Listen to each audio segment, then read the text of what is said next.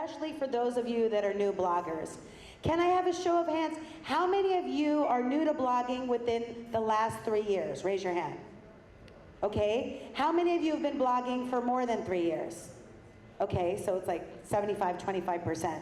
So this session is something that I absolutely wish that I had when I started my business back in 2002. I am an inspirational speaker, author, and also spokesperson. And I was starting my business in my home, like many of you bloggers, putting my husband into the bedroom while I ran my business out of the living room. And it was very, very challenging. And one of the ways that we can be successful right from the very beginning is by setting ourselves up both financially and in our business as bloggers. So we have two amazing panelists that are going to let us know how to create that business plan and how to set ourselves up for success. So how this session is going to go, it's going to be very, very interactive. You are each going to be able to get your questions answered, but we're going to do them at the end. We're going to start with Hector, who is a relationship banker from Wells Fargo, and he's going to introduce himself. And then we're also going to have Marcos Orozco, who is an entrepreneur that's going to talk about the business side of blogging. Each one of them is going to speak for 20 minutes, and then we're going to have your questions, and they're going to be answering them. So if you have any questions along the way, make sure you're writing them down. And also, hashtag Hispanicize, and make sure you're letting people know of the aha moments that you're getting along the way. So I'll start with Hector to introduce yourself. Thank you, Deborah. Right? Yes. My name is Hector Garcia. I'm a Principal Relationship Manager for Wells Fargo. I've been in the banking industry about 27 years, and the way I got into the banking industry was kind of haphazardly. I was telling Oscar earlier that I was walking downtown and saw all these banks, and I had a degree from the University of Miami, a bachelor's of business administration. So I said to myself, there might be a job for me here in a bank. And that's how I got my career in banking. I didn't start at 5, but I've been in it for a long time. And I hope I can impress upon you some knowledge that might help you in your daily lives. Thank you. Hi, first of all, thank you for coming here today. We appreciate your time, so thank you so much. My name is Marcos Orozco. I am a speaker, and I'm an author, and I am an entrepreneur. I am a founder of entrepreneur.com, and I am dedicated to raising not just the consciousness of our people, but I'm trying to raise the economic landscape of our entrepreneurs. So I'm dedicated to doing that one success story at a time. So thank you so much for being here. We truly appreciate you being here. Okay, we'll turn over to you. Great. A lot of people feel that nothing lasts forever. What my intent today is to try to make sure that what you want lasts forever. And what I mean by forever is your lifetime, because that's really what forever will count to you. Once your lifetime is over, well, all bets are off, or depends on your religion. Hopefully you do have some religion, or if you don't, that's okay. But basically, your odds are better, I guess. There are a couple of things that I think are important. And one of the few questions that I think we all need to know is, how are we going to better manage our lives and our business? There are 3 questions that most enlightened human beings think are important. Number 1 is, when am I going to die? Number 2 is, what's the purpose of me being here? And number 3, which I think is the most important question, is, how do I get a loan from Wells Fargo? And that's the reason I'm here, to try to help you get to do that. I didn't realize it, but I did a little bit of research, and it looks like there's a lot of bloggers in the world. About 42 million, and 32 million are in the US. A lot of them are not profitable, but I'm going to try to help you get there. Let's go over my presentation. The first thing we're going to do is talk about how to do a business plan. And then we're going to talk about how to separate your personal finances from your business finances. And then we're going to go into some other areas that I think are important about the business plan. What is a small business? That's a good question. I think a small business really depends on your definition. It used to be that a small business was any business that ranged in over $1 million to 25 million. And then it became 50 million. Now it's back to 25 million. But it really depends on what your definition of a small business is, because you have some small sole proprietors that are small businesses. Then you have some businesses that generate 32 million in revenue or 50 million in revenue, and there are only 3 people, and the bottom line is very small, and I consider that a small business. Then you have businesses that do about 2 million, and they still are considered large because the bottom line is so big that we want to bank them because they're earning a lot of money and they can do a lot of business with us. Now let's go into how to create your business plan. Really, this is where you get to be creative. And this is really one of the most important things that someone who is starting a business or thinking about a business or even has already established a business. It's very important to do a lot of research and a lot of plan before you put together a business plan. What's most important is obviously your research. You want to know what is your market. The first thing you want to do with your small business plan is to basically come up with a summary of what you're going to do, what you're going to sell, what service you're going to provide.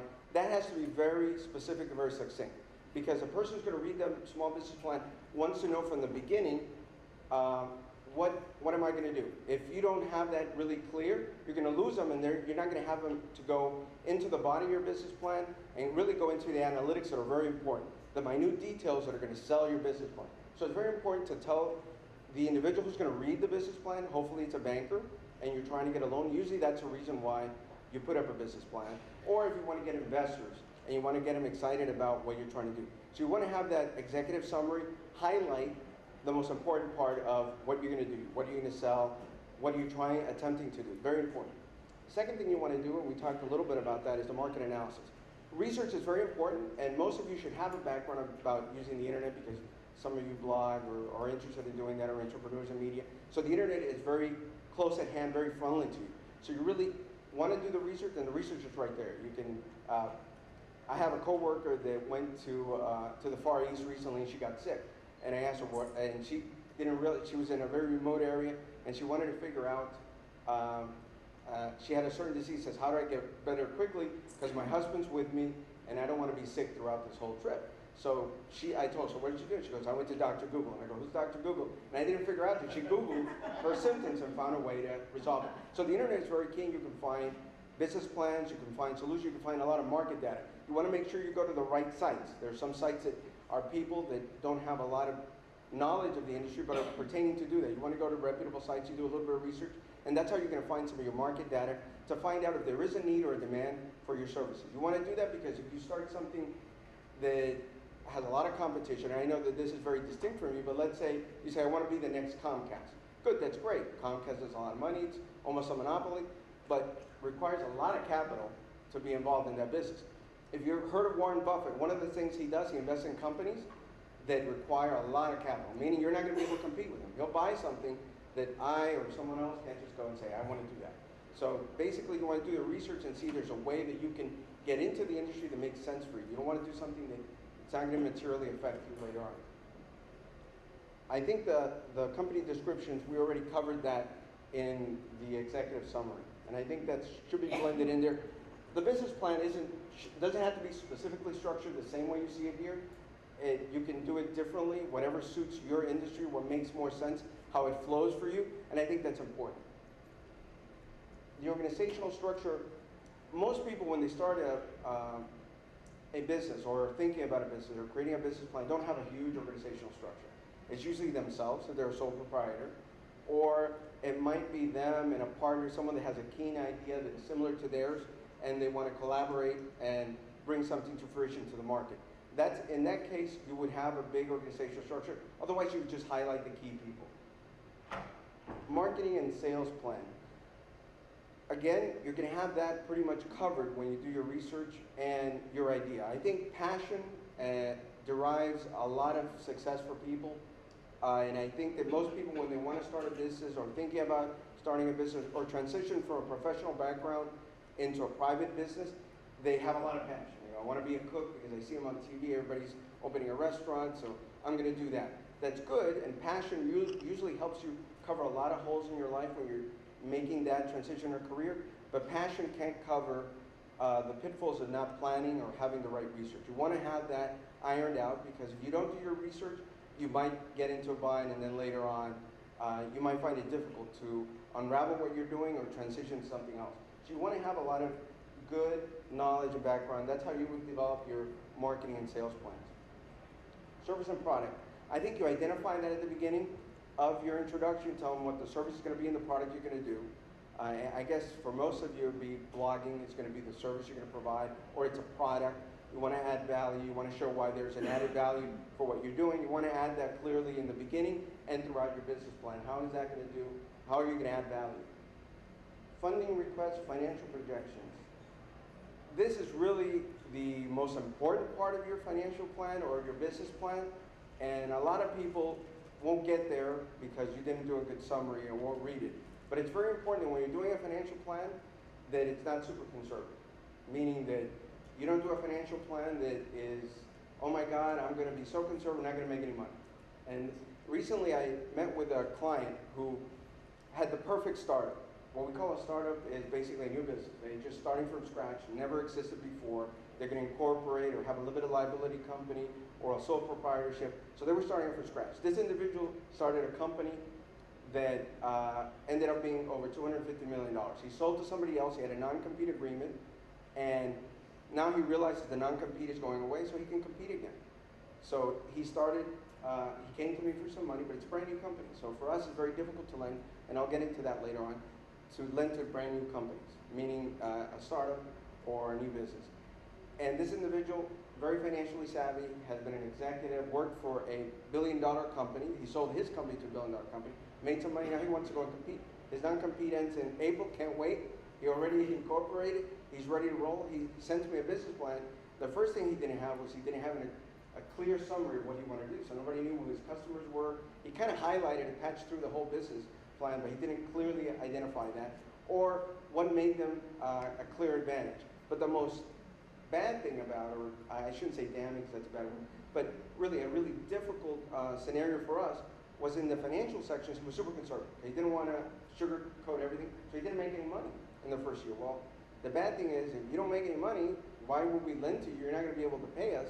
So you want to be realistic in your projections, but you want to have a financial plan that is accurate in your expenses. It shows what the cost is going to be, because you're going to pay yourself in the financial plan. You're going to show the salary you're going to generate, and that has to be in there. And then you're going to show what the profit and loss of the business is going to be. I know this is the most boring part of the scenario, but that's actually what means a lot to the banker. And I think ultimately what you want to do, the only reason you would have a business plan is to get investors, someone who's going to give you money. They're going to want to know that you're going to make money, they're going to make money. And also a bank. They want to know that eventually you're going to have some revenue stream, because we can't really lend to you if you're not making money. And that's very important. That's as quickly as I can summarize what a business plan should look like. Again, I advise you to go online to the internet and look up sample business plans. You can find them. You can even find templates for your business plan. It's very easy to do it. So, and be as creative as you want to be about your business plan. And now we're done with the business plan. Business versus personal finances. Very important. I think one of the things you need to do once you're setting up a business plan and also making a decision to do anything financial is you have to consult, and you're going to have to add that expense into your business plan, is to consult with a professional, usually a CPA or a legal advisor that's going to tell you, what are you going to do? How are you going to invest the money into your business? Are you going to need capital? More than likely, unfortunately, in most businesses, you're going to need to save some money at the beginning for yourself to prepare if you want to start a business. Save a little bit of money, because you're going to need to put some personal investment into the business. You want to classify that as a loan to the business, and again, you need to discuss that with a CPA on how you're going to do that, because that later will have some tax consequences personally and also to the business, especially how you're going to incorporate. You're going to be a sole proprietor, which basically means you're going to use your tax ID number for yourself, and you're going to report it as Hector Garcia's Lawn Service, which is a small business, someone that might generate a small amount of money or might do very well. You might find sole proprietors that do very well, that do substantially well enough to be considered a small business instead of a sole proprietor. But you want to consult a tax advisor for that.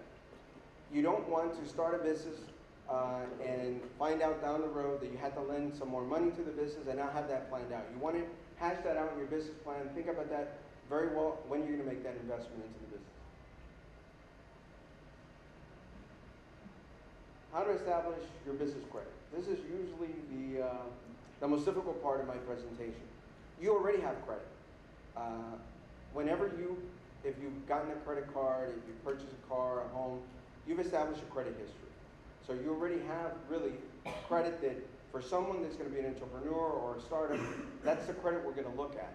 And basically, usually that means that if you've had some credit issues, you might want to start thinking about how can I clean them up, go to a financial advisor so they can tell you how to clean it up, because the only credit that you're going to have besides the business plans is going to show some projections, because you don't have any historical financial background. It's going to be you. So it's really incumbent upon you that you make a little investment. I know during the recession there were a lot of people that had difficulty financially and were pressured and financially stressed. And I think that financial advisors will understand that, but they need to provide a way for you to clarify that and outline that, because when you come to a banker and your personal credit is really bad, it's hard for us to try to help you secure a loan. And you'll find that out with your residential request for a residential purchase or refinance. If that's been hurt, you're going to have to try to work it out, find a way. Another solution might be to have a partner that has an in-kind interest in your business, that they would be willing to use their credit background or become part of the business, and their credit might be cleaner. That's usually an alternative. Or if you're a woman, you might want to marry somebody very wealthy. No, I'm kidding. I didn't mean to be chauvinist about saying that, but that's sometimes a good business plan. But something that makes perfect sense is really to think about your business and your personal credit and how that's going to impact your request for business, for a loan. Does anybody have any questions about credit? Because I know that's usually a really big topic for people. Yes, sir. I have just wondering if credit, I don't know much about credit, but when it's looked at, is it looked at as a whole, or is it like a long history of good credit and 1 year back? Yes. Basically what he asked is, do we look at credit as a long history or do we take a snapshot? Unfortunately, it's really a snapshot at the moment that they click submit for a request of your credit bureau. Or if you have an existing company and you have historical financials, you might have done well the last 2 years. If your last year is bad, we're going to have to explain it that it's an anomaly and there's some special circumstances.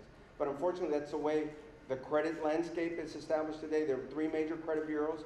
They collect data from businesses and they report your credit every day. The good news is that that's changing, and you'll be able to refute any instance that you have of bad credit or any disputes you have. It seems that the credit bureaus are now committed to trying to fix that and making the dispute resolution process a lot easier. So that should improve. On the other side, if you're a business that's been around for a little while and your last year was really bad, we're going to have to find some way to substantiate that. Maybe you took a loss, somebody didn't pay you, and it's an anomaly, normally it doesn't happen, then you can work that out. Any questions regarding credit? Because it's really something very important, because someone who's starting a new business, basically we're going to rely on your personal credit. Not necessarily the only reason we rely on your business plan, whether it's rational and makes sense and there's a market for it, is important as well. Any other questions on establishing credit? Okay. I have a question. Yes, sir. You mentioned there are 3 bureaus of credit. I understand that the personal credit goes to 3 different agencies. Or 3 credit reporting agencies, Yeah. mostly 3. what about the business credit? Business credit, there's Dun & Bradstreet, but nobody pulls it, and there's very little data. It requires the companies to report their data, so it's really, we don't rely on it a lot. What we rely on more is your tax filings. If that's what we look at, see if they make sense, and you could tell if your tax filings are appropriate, if they're filed correctly. You could tell usually what companies have issues with is on the equity side, and that's kind of a detailed feature, but you can tell when the financials are wrong, when the equity is out. When you see that people are earning money and they have positive equity, if they don't balance. And you believe, unfortunately, if you go out in the market, we rely a lot on professionals. And sometimes it's very important that you get references when you deal with tax advisors, because you wouldn't believe that many times that we get financial data, tax returns, corporate and personal, that don't add up. And they're done by professionals, people that at least say they're licensed CPAs. So you want to be careful and make sure that you deal with individuals that have a good reputation, or someone tells you they filed it correctly, because then we look at you and we say, why is your taxes, they don't match, they don't balance, it doesn't make any sense. From 1 year to the next, they don't balance, because they do have a history. If you have a business, once it ends in 2013 and it starts in 2014, there's a following, it should transfer over. If it doesn't, then there's some balance that isn't in there. And now, And unfortunately, ultimately, you're responsible for your taxes, not the CPA. Thank you, very good question. Any other questions? The C's of credit. Credit history, I think we talked about that. Collateral is important. Collateral can be anything. It could be real estate, usually the preferable collateral for most banks. It could be accounts receivable.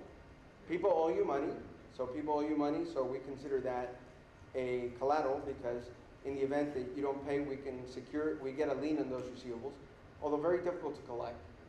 Other forms of collateral could be inventory, but something banks really don't like because let's say you're a shoe manufacturer and you have a lot of shoes. We're not in the business of selling shoes, so if you go out of business, it's hard for us to sell the shoes and get our money back. So collateral is important, but more importantly is the nature of your business and your cash flow. Capital, which is the bottom line, because we say that cash, in our business, in the business of financing companies, cash is king. If you have cash, you can solve all ills. Not necessarily a moral term, but really you can resolve most of your business problems if you have liquidity. Because in the event that you need funding, if you have capital, you can resolve a cash flow drain. You can resolve when a client doesn't pay you and you have to pay your payroll. If you have cash, you can do that. You can go ahead and continue the flow of your business. So capital is very important. Conditions and capacity. Basically, conditions are economic conditions. Does anybody want to start drilling for oil in today's market? Possibly not the most intelligent thing to do or not the wisest because you're going to put a lot of investment capital in it and the market is actually going the other way. They're consolidating, getting smaller because oil is dropping. Today I think oil is at $45 a barrel, which is good for all of us, but the refiners aren't dropping it enough. So you're still paying a little bit more, but eventually gasoline should drop again when there's more competition. But the conditions are important. It's important to know the conditions of why you want to start your business. Does it make sense for you? Are you adding value to the market by starting your business? Are you going to be competitive? Capacity is, in my definition, is basically the capacity of the individual to be able to take on this business. If you're an architect and you want to start an architect firm because you want to hire more architects, you have a lot of business, it makes sense to start an architecture firm. If you're an architect and you want to start a surgical firm, not a good idea. Or if you want to start prescribing pills, not a good idea. That happens a lot. You find out that in Miami, unfortunately in Dade County, we had a lot of health concerns. They were giving out pills and they really didn't have a license to give out pills, and that's a bad thing. So you really want to have the capacity to do the business you want to actually do. And those are the 5 C's of credit in a synopsis. Basically, these other slides are basically what Wells Fargo has as resources. Wells Fargo's at work. It's a good resource. You can go online and find some intelligent information on how to improve your business, how to make your business more efficient, and how you can add more value to your business. Very good tool that we have. And a Spanish slide on how we can help you with Wells Fargo and personal and some business information. I'm glad you're still here. You haven't left. That means that I haven't lulled all of you to sleep. Usually a business, a financial presentation to individuals that are not lay to that are lay people to the financial world is really very difficult. So I really appreciate you staying here and listening to my presentation. Does anybody have any questions? I really would like to answer them if you do. Yes, ma'am. Yes, so everybody can hear you. Hi, Remy Moraz, founder of Maven Experience. I'm also president of the Latino Businesswomen Association. Excellent. And most business owners, entrepreneurs, obviously the challenge is access to capital and the building capacity part, right? So as an entrepreneur, you're starting out and you're wearing lots of hats, trying to be all the things, other services, but what is the typical, I guess, dollar amount that Wells will loan for that working capital piece? Well, Is it vary? I mean, can you give a range? Well, we actually, we don't have a lending limit. It depends on your ability to repay back the amounts. We can lend to any amount. We have Business Direct, which is a line of business that we have that makes loans up to $5,000, $10,000. And usually they try to do that through a credit card, which is what most banks try to do when the loan amount is less than $25,000. But we actually have lines that are smaller. So there's no real typical amount that we lend. It's really based on the capacity of that business to support the debt and the need.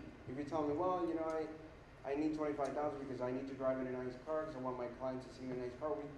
That might be difficult for us to sell and to finance. However, if we can find a way for you to position that differently, because actually you might need that, it might make sense for you to do that, and the economic data that you're giving us shows that you can do that. I mean, you can repay it, we can collateralize it, we can do that. So there's really no typical lending amount. And Wells Fargo, the benefit we have with Wells Fargo is we have 91 lines of business, meaning that if in one segment we can't lend to you, we have another segment that actually can lend to you. And most large financial institutions can actually do that. In fact, right now there's a tremendous amount of interest by almost all banks to increase our lending because their revenue is dropping off. Most banks, especially large banks, are finding extreme competition for loans, so revenue is dropping off. So it's a great time to want a loan from a bank because banks are sitting on a ton of cash, an enormous amount of cash, and they want to lend it. They want to lend it to people that have, like yourself, that have an interest in doing a new business, because new business drives a lot of U.S. employment, especially new startups, because you're going to immediately as you grow, you're going to need new people, you're going to hire. Most large companies already have a finite number of people they want to hire, and they want to lock in that expense, that salary expense. But new businesses actually are generating new opportunities for people every day. But now's a good time to ask for a loan, in summary. Sorry, I'm very verbose, I like to talk a lot. Any other questions? Thank you. Thank you very much. Thank you. That was so informative. I remember when I first started my business, my mentor said there's 3 people you need to have on your team. 1 is a good CPA to make sure your taxes are in line. 2 is a good attorney to make sure your contracts are in order. And 3 is a great banker. And having a relationship with a banker before you need money is so important. So definitely connect with the Wells Fargo near you. I also wanted to give you a great resource for business plans. One of the things I do in Los Angeles is I work with different economic development centers. You can have, through the SBA.gov, free resources to help you write your business plan. There are marketing consultants, they have attorneys on staff that will work with you, so when you go to Wells Fargo, you'll have your business plan and it'll be ready and set. So it's SBA.gov. So now that we've talked about the finance side, we're gonna talk about the business side. I'm gonna turn it over to Marcos Orozco, who is a best-selling author and entrepreneur, to talk about business side. Thank you, Debbie. Appreciate it, Hector. By the way, I am a member of Wells Fargo since 2006, and I have to be 100% transparent. I do right now have bad credit. I do. But it's going to be just for a little bit. That's just how life is. Now, the life of an entrepreneur is up and down sometimes. Now, did I turn that off? Now, how many people here are entrepreneurs? Awesome, thank you. You're in the right place. All right, cool. So we're gonna talk about how to fund your blog or business even if you have bad credit like me, okay? Now, we're gonna talk, and I'm gonna move a lot. I have a lot of energy right now, so I'm gonna taper it down a little bit, so you just bear with me. All right, I'm gonna show you how to finance and generate money for your blog or business even if you have bad credit. I'm gonna show you the secret sauce of success. How many people wanna learn the secret of success? Awesome, beautiful. And I'm gonna give you a free gift at the end of this presentation, okay? So look under your seats. No, I'm just kidding. So let me tell you a little bit about myself. My first business venture was over a decade ago. I started a car dealership, and what happened is that my investor pulled out, and I already signed all the documentation. So I started this dealership with only $6,000, right? I took it from $6,000 to $6 million in revenue in 18 months. Now, I couldn't have done that without getting credit. Eventually, what happened, 4 months down the line, I started fixing my credit. I got a small $50,000 line of credit, and that just set everything off. So if you do have a little bit, some bumps on the road with your credit, start working on it, get it fixed, because eventually you're gonna need that, I guarantee you, I guarantee you. Then I invested heavily on a limousine company. We actually drove around Janet Jackson, Paris Hilton, Bruce Willis. A lot of people. Now, I was a silent partner in this deal. I lost a fortune, okay, because I wasn't involved. Big lesson, I lost a lot of money. Not a happy story. I also opened some gold stores over there in California. We had a gold rush, and I was part of that. Not proud of it, but I'm an honest entrepreneur. Now, it wasn't always easy. I've been highly successful, right? But it wasn't easy for me because I barely finished high school, and I battled addictions as a young man, a lot of addictions. Okay, I fought depression. I grew up in a small city in Gardena in Los Angeles, and I was actually planning my own funeral at the age of 17 because a lot of my friends were getting gunned down. So I was doing a lot of self-medicating at that time, right? And in reality, I'm not employable. I've been fired from 99% of my jobs. So even Wells Fargo won't take me. So it's not. I'll do my best. Thank you. So also, you know what, about 4 years ago, I was actually separated from my family. You know, this is sometimes the rough life of an entrepreneur. And actually, it allowed me to grow tenfold because it was so stressful that I had to grow or I had to die. So as long as you never give up, I guarantee you're gonna win. So that's very important for you. Now, this is the good news. Okay, studies show that men and women create their most meaningful and profitable venture after the age of 40. How many people are over the age of 40 or at 40 and plus? Awesome, awesome. You guys are definitely on the right track. Now, this of course is after 3 or 4 business ventures. So your first venture, the odds are highly stacked against you, okay? And this is also after filing bankruptcy twice. So some of us are on the right track. I haven't filed for bankruptcy, but I've already had 4 ventures already, right? So we're definitely on the right track. Now, this is my company. This is my 4th company, and this is exciting because we are part of the Latino success movement. The fact that you guys here, this gets me excited. The incredible things that Manny is doing just blows my mind. So this is a great time to be a Latino entrepreneur. So the secret sauce to success, who wants to know? Awesome, that's it? Nobody wants to know? All right, awesome, awesome. It's to fail as much as possible.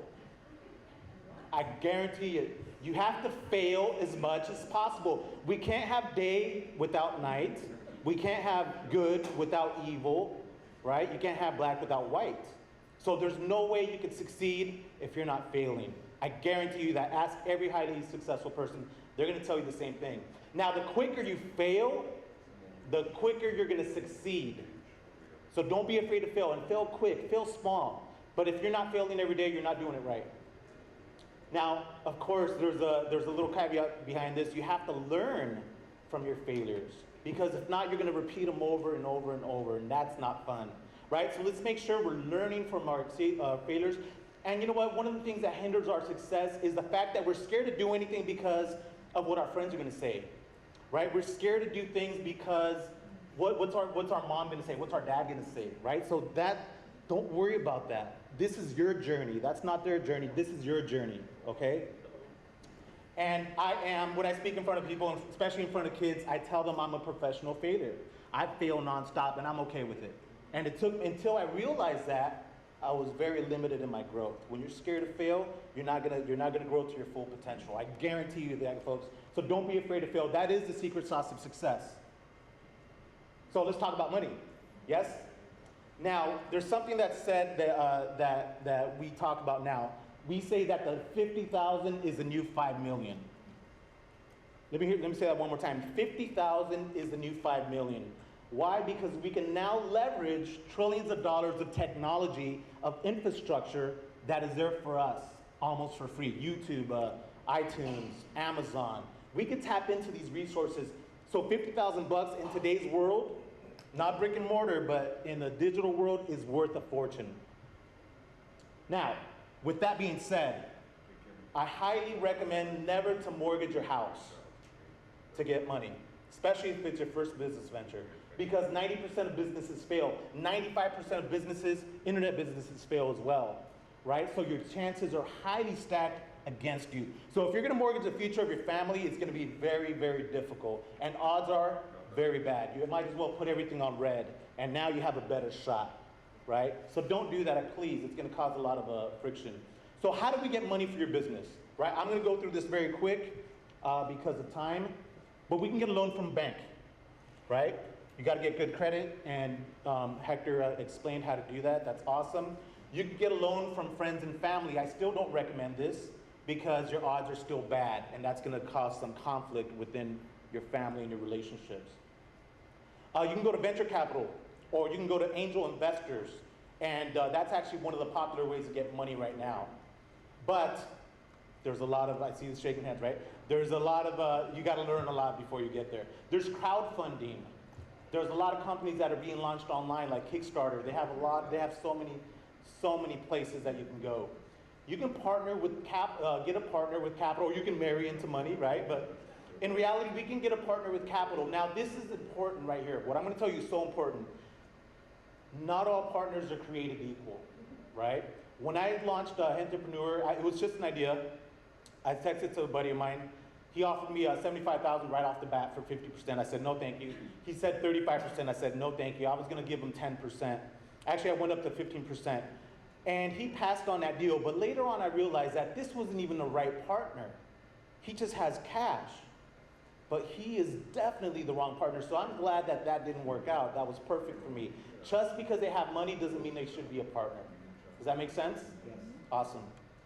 Now keep in mind, people are gonna invest in you. I have a really short story. There's a gentleman who invested $21 million in a startup company. The company completely failed, right? And this gentleman who funded this $21 million was getting interviewed. And the interview told him, I bet you never wanna see that guy again that lost that money. And the guy that was in, the guy that funded this project said, no way, are you kidding me? I just paid $21 million of education for that guy. His next idea, I want to be the first one in line. Does that make sense? So people are going to invest in you, right? They're going to believe in you more than even your ideas, right? So another way to do it is to develop your muscle, your hustle muscle, right? That's how I did it. Now this is important, and I'll tell you why. Because when your back is against the wall, you do incredible things to make things happen, and that builds some perseverance. We were talking about perseverance earlier, yes? That is gonna build character. That's gonna allow you to become resourceful. Does that make sense? When your back is against the wall, you have nothing to lose, and you're gonna do everything to succeed, right? So it's a good idea to develop your hustle muscle. When I opened my first business, I had no money, I had nothing. Eventually, I was lucky enough to build my credit, and those little $50,000 I received, I knew exactly how I was going to use them, right? No waste, just pure good capital, right?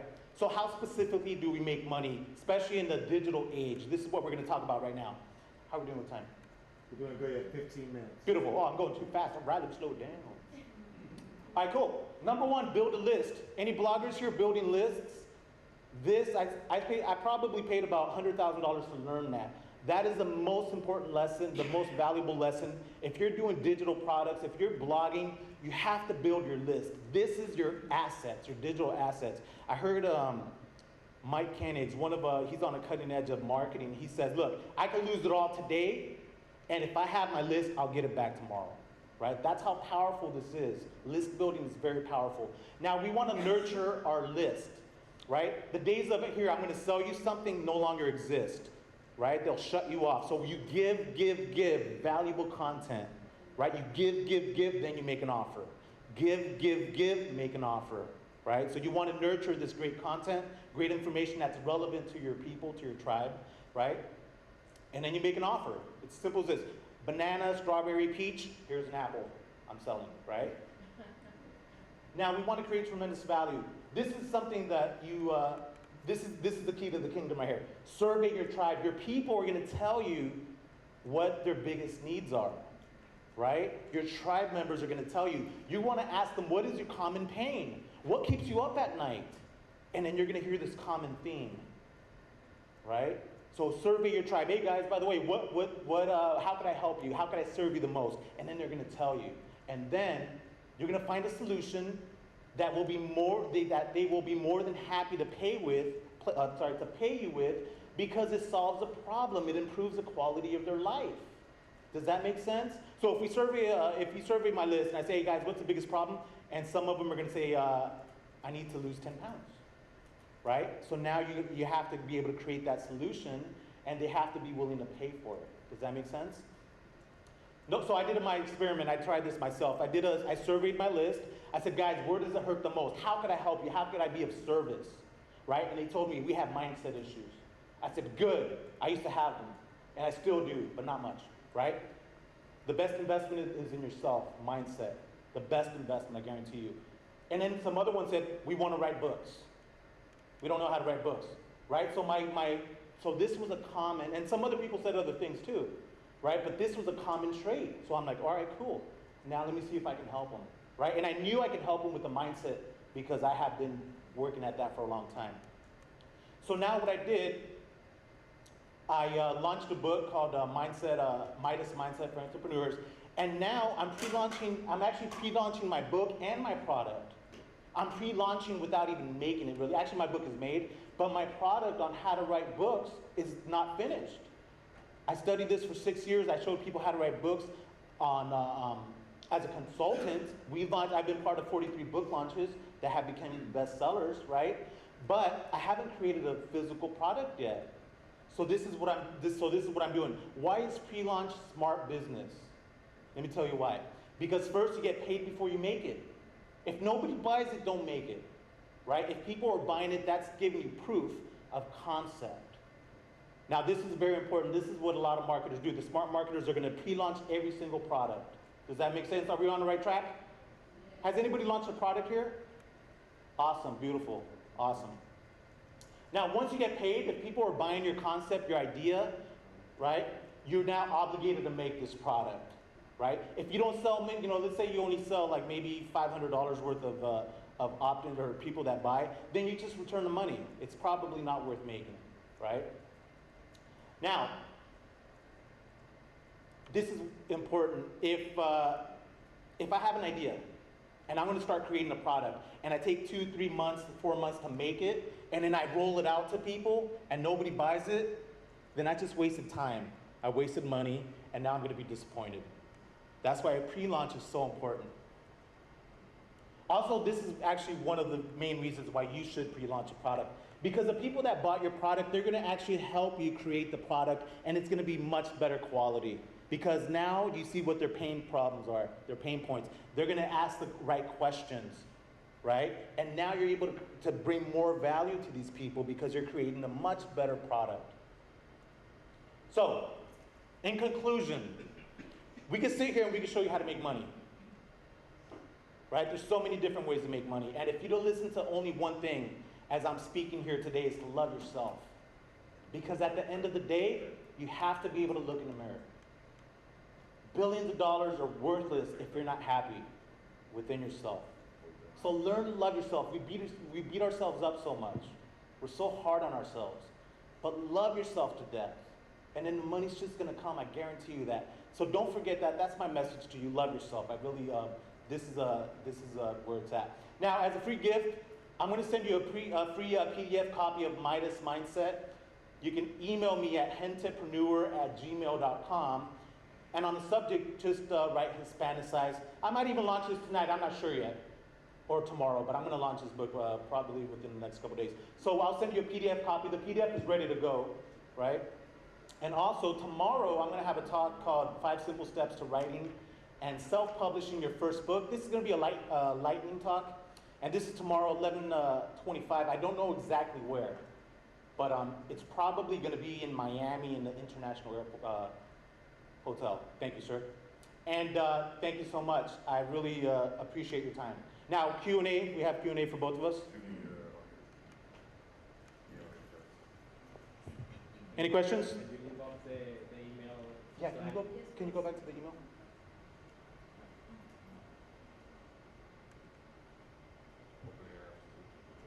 Does anybody have any questions?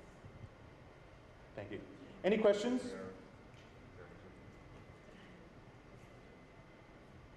Question? Do you have a question? I was just going to say, as you know, as creatives, a lot of us in the room probably are creatives. The business side can be more challenging, and just crunching numbers, putting all of that together. And so my question is, and she mentioned earlier, is just how to find the resources to get those numbers in place.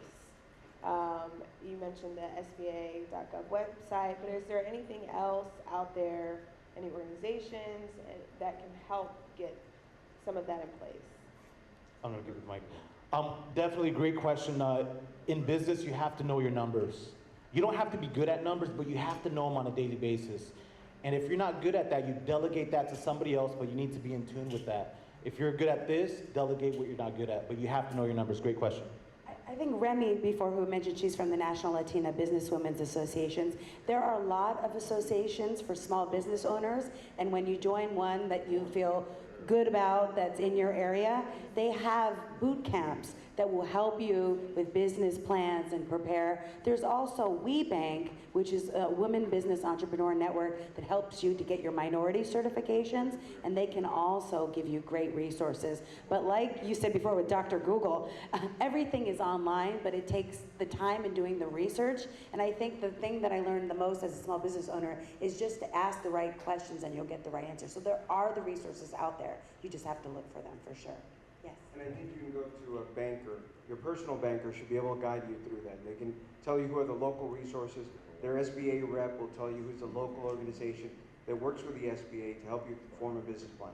And I think you need to get to know your banker. It doesn't have to be Wells Fargo. It could be any bank that you go to. That you have an affinity, a local branch, you can go, and they'll find you the right person to lead you. Are you based out of Charlotte? We're based out of San Francisco. We have a big presence in North Carolina. And what it really comes down to, you want to make more than you spend, right? At first, it's a little difficult, but the bottom line is you want to have that revenue coming in, and just stay on top of that. You have no idea how many businesses don't know what their numbers are, and it's gonna kill you at the end. So, great question. Any other questions? Hi. One thing that helped me when we were doing a score, they're free and they're all retired. The accounting is I'm terrible with numbers too, but they have retired accountants and retired finance people, and they're great and they're free. And they work for the SBA. Yeah. I wanted to just offer something from my experience. I'm the co-founder of Casa Latina and the Casa Latina Home Expo, and we're small. We started the first bilingual, culturally relevant Hispanic Home Expo. We did 2 years in New York, but we're small, very small. So it was really hard to keep that going. And one of our goals is to promote home ownership in the Latino community. And we had 2 very successful events. What we did is we partnered with a general market company that wanted to marketplace events. They're the largest home show producer in the country. They want to get into the Hispanic market. We were this little engine that was doing it, but we just weren't. It was overwhelming. And it's a perfect partnership. Sometimes if you find a general market company and you do your research like we did and you get a little lucky, that's a way for like a small blogger brand or a small business to be able to leverage a bigger organization. And they've kept us on as consultants, and we have a profit participation. And then we can help them understand the Latino community. And they do American home shows, but that's not going to work in the Latino community. We've done Hispanic home shows. It's a great marriage. So that was just something I'm offering as a possibility. Thank you. Anybody else?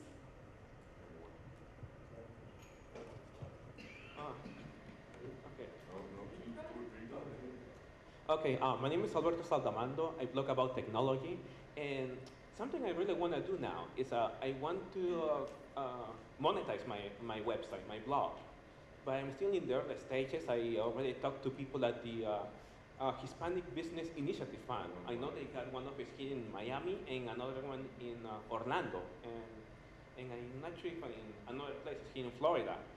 But what advice would you give me because it's just about technology news and reviews about many things about technology and reviews about video games, interviewing people in the technology field, stopping by NASA a couple of times and do reports there. So what advice would you give me to start monetizing a website? Now, I have a friend named John Cho. You know John Cho? He's a blogger. He's been blogging for a long time. I think last year he made like 1.2 million with his blog. And he started a long time ago. And if you talk to any old school blogger, they'll tell you it's very difficult to make money with a blog right off the bat. It's going to take years and years. Now, one thing I can tell you is that you have to build a list, right, through great content, and you have to be consistent. And this is something I'm not well at, so I'm speaking from all the experience. But you got to build your list and nurture your tribe. Give them information, content, without any strings attached, right? And you're going to build this following. From there, you're gonna identify your avatar. Who is your perfect viewer, right? Give them a name, male, female. How old is that person? Do they have kids? What kind of work do they do? And once you realize what this avatar is, who that person is, put a picture on it, right? Now, from now on, every time you create content, it's gonna be for that specific person. And what that's gonna allow you to do is that avatar is gonna hear your message and they're gonna love you. And they're gonna do anything for you, and that's your real core tribe. Now, it doesn't mean that other people are not gonna follow you. Does that make sense? So you have to build your avatar. Once you build your ideal avatar, ask them a question. Hey guys, where does it hurt? How could I serve you the best? And then they're gonna tell you, and if you can help them and they're willing to pay, that's how you can start monetizing, right? That's my best advice. But there's also brand, there's also ways to do it, but that's the way I know how to do it. No, I think that's a perfect answer. I think the perfect expert. I think to try to figure out, you need to do the right research so you understand what you can offer in order to be able to monetize it. And I know that's a big word, but at the end of the day, it's whether I can have a product or a service that someone's willing to buy, how can I price it, and that's really the key. And I think he gave you some good clues. Oscar did. Because I want to add something to it, because for example, in my case, I started blogging because back then in 2008, I was thinking, there's nobody writing about technology in English, in Espanol. So I took that race. I had already 2 years of experience writing for La Prensa, which belongs to Impremedia. And thanks to former editor Rubén Funes, I got that opportunity because that was something that I really wanted to do. And throughout the years, I've been able to share my opinions about technology with, let's see, NBC Latino, ask questions via CNN even. Got to speak here at Hispanicize in 3 years before, in the last 3 years. And I've even been invited to some other events. I've been able to go to LA for the Electronic Entertainment Expo. I'm a gamer, so, into that. One more minute, we have one question. My suggestion to you would be to partner up with like TechCrunch and offer to write. One of the things that was mentioned before is the power of leverage and synergy and collaboration. I know as a small business owner in the beginning, I thought I had to do it all by myself, everything. And when we can collaborate and really partner up with people that are already where we want to be, like a TechCrunch, offer it in English and Spanish, then you'll be able to build your list. I know you had a question. Mine's rather quick. I was just curious because I've heard a lot of different resources like SBA, SCORE, and then getting my minority certified. So I'm curious if you have any very sort of top level recommendations that for an individual who's trying to formalize their business, what would be some critical steps outside of obviously the business plan and then working with your local SBA, but just to create, because I feel like there's a lot of brands here and they really want to sort of formalize that brand into some, other examples like getting minority certificates and things like that that could really help them stand out as a business. Any other resources? Any other resources besides the ones that I mentioned? Well, I know definitely, and in fact, I had this for you. I'm working with the Minority Business Center out of North Carolina. So I have that contact for you. I actually, on my blog, cheap plug for my blog, Deborah Dara, Success with Ease and Grace, is I have a list of all the resources because I'm doing economic development consulting. So I literally have websites for every single resource and they're nationwide. Because definitely WeBank, NABO, NLBWA, SBA, SCORE, but there's so many resources that I'm